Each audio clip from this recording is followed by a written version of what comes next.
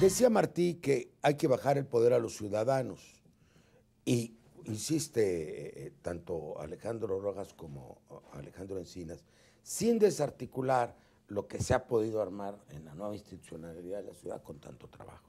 Y tú decías, no es un problema fiscal. Ahora, la gran tendencia contemporánea es la ciudadanización del poder. El presupuesto participativo, la asociación de los beneficiarios de los servicios a la prestación de los mismos, sea el agua, que eso en todo el mundo se hace, sea la educación, los padres de familia, los propios estudiantes, sean los servicios de salud. Esto es muy importante. ¿Y cómo aseguramos que sean más los ciudadanos que los partidos? Con todo respeto por los partidos. Hay quien piensa que los partidos no deben intervenir, no intervienen supuestamente en las elecciones vecinales, aunque tienen ahí sus corporaciones. No tiene mucho que ver esto, abrir una franja, no resolvería mucho el problema para candidatos ciudadanos. Bueno, yo en lo personal creo que los candidatos de los partidos también son candidatos ciudadanos. Son ciudadanos, ¿no? Allí tenemos yo tengo una diferencia desde hace mucho tiempo. A ver, dime. Una cosa son las candidaturas independientes y este concepto de candidaturas ciudadanas. Cuando se habló de la ciudadanización, por ejemplo, de los órganos electorales, con esta lógica de separar a la autoridad electoral del control gubernamental, pues surgió un concepto que desde mi punto de vista ha sido erróneo y que ha conducido a una distorsión. Y malinterpretado. Sí, porque el debate no es quién conforma los órganos electorales, sino la autonomía que tienen los órganos electorales, las comisiones de derechos humanos, los institutos de acceso a la información respecto a la autoridad central, al ejecutivo local o al ejecutivo federal. Entonces yo creo que hay que hablar de candidaturas independientes y hay que abrir la posibilidad de participación a los ciudadanos, más allá de los partidos políticos. Sí creo que hay que acabar con el monopolio que los partidos políticos detentamos de la representación popular.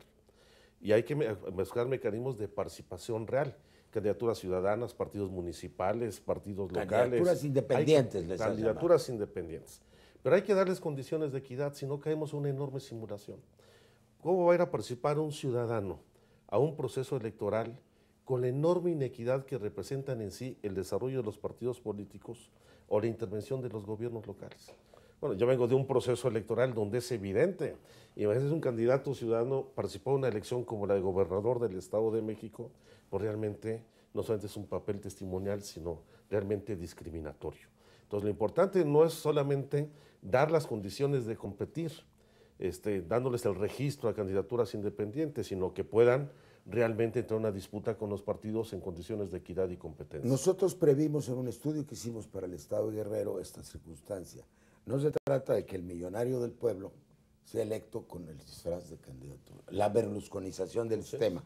Nosotros hemos previsto en ese estudio que no haya dinero privado en las campañas y que tengan los que junten las firmas suficientes también recursos públicos, condiciones de equidad. No se trata de darles el poder a los más ricos del pueblo, porque volvemos al viejo caciquismo de la época de Díaz, pero no es así. Además, Porfirio, acotar la ciudadanización al tema de las llamadas candidaturas ciudadanas no independientes es muy poco. Exactamente. En realidad el tema es, y con justa razón se dice, que hay mucha gente en la sociedad que hace política al margen de los partidos. Y los partidos no pueden tener el monopolio total del ejercicio del quehacer político y de la representación, porque no representan al 100% de la sociedad. Entonces se tienen que establecer los mecanismos para que la sociedad pueda participar en general, simpatice o no con un partido, pertenezca o no a un partido. Pero eso implica no solo la representación, la elección de representantes, implica también los mecanismos en los que la ciudadanía toma decisiones. Por ejemplo, en la Ciudad de México existe un programa formidable que acaba de obtener el Premio Mundial del Hábitat, que es el premio de premios, que es el programa de mejoramiento barrial. ¿En qué consiste? Ese programa consiste en que le das a una comunidad recursos que pueden ser de $500,000 a 5 millones de pesos y la comunidad decide en qué los aplica. No es el gobierno el que los ejerce, sino la comunidad. Elige un comité de administración, o sea, como si fuera un pequeño gobierno, en una colonia, en un barrio, pueblo, unidad habitacional, y decide hacer una obra hidráulica o pintar las casas o poner impermeabilizante o arreglar las banquetas. Una organización espejo, eso hemos previsto. Entonces la gente es convocada. Una especie de consejo ciudadano que está supervisando ese es un del gabinete presupuesto, fantasma. es un presupuesto participativo y totalmente ciudadanizado, porque la gente acude sin mediar una pertenencia partidista. ¿Y por qué a estas reformas decidir tan sobre la importantes, ciudad. Alejandro Rojas, están detenidas? ¿Cuál fue el proceso? La Asamblea del Distrito Federal, la Asamblea Legislativa, los partidos se pusieron de acuerdo en un texto que es un proyecto de reforma a la Constitución Federal. Nosotros habíamos propuesto desaparecer prácticamente el 122 y dar el mismo régimen, salvo 2 o 3 excepciones como esta, que permitieran la imaginación, la creatividad, la inventiva. ¿Por qué está parado si los mismos partidos que lo aprobaron en la Asamblea del Distrito Federal son los que están en el Senado? Pues por la coyuntura político-electoral, evidentemente, porque también el PRI en específico se opone y está sentado sobre esa reforma. Pero lo votó hace muchos años, sí, pero a nivel federal. Abajo sí lo votó. Abajo lo votó, pero arriba lo detienen. Y lo que están haciendo es darle tiempo para que al final del día, tal vez en este periodo ordinario, vuelvan a sacar una reforma más, que nos den otra gotita más de democratización de la ciudad, que no, si es que sale, para garantizar... Vamos a ir a este tema político, reforma. porque los temas políticos no hay que evitarlos, porque entonces, como digo muy bien, Alejandro Encinas en la Cámara de Diputados estaba a punto de presentar su propio proyecto, es compañero de la Cámara de Diputados, y yo tenía también el mío, que ya había presentado en 2007, el del CENCA, pero convenimos todos con las autoridades de la ciudad en que comenzáramos, en que seguir el proceso, ¿verdad? El de respetar de la Asamblea. El de respetarlo de la Asamblea para que viniera de abajo arriba y se fuera al Senado. Pero en cualquier momento presentamos nuestro proyecto nosotros, que no estaría mal, para hacer presión por todos lados. Pues sí, porque se da una condición muy desfavorable para la ciudad esta discusión. Y evidentemente hay que empujar para que la ciudad adquiera plenamente. Pero disto el PRI no quiere. Aquí tuviste un debate. Abajo. Aquí tuvimos un debate con la muy estimada senadora, muy estimada en lo personal, María de los Ángeles Moreno, en donde aquí en este programa, hace ya, me viene a la memoria, como 2 años, estuvo poniendo una serie de obstáculos, ¿no? No quieren que se llame jefe de gobierno ni gobernador. El alcalde mayor, dice que ella. quiere que se llame. El alcalde mayor salió aquí en el programa, porque si cada uno va a ser alcalde de su municipio. Como Colombia, Bogotá. Bueno, alcalde mayor. Entonces, esto está sujeto, y perdonen que lo diga, a las elecciones. En el fondo, el PRI trae su propio proyecto de reorganización de la ciudad, Pues sí, pues y las izquierdas tienen el suyo, que yo creo que son las dos posibilidades que hay en esta ciudad. Ahora, yo no me explico por qué ellos siguen sometiendo tanto la ciudad al mandato del gobierno federal. Por eso un atavismo político, es una manera histórica de pensar. Es origen. Es origen. Claro. Ellos lo vuelven a someter. Es que quieren el presidencialismo patrimonialista, es que ven a la dogmatismo, ciudad como... es incapacidad de entender los procesos de cambio. La ciudad es lo que más ha cambiado, no lo pueden entender.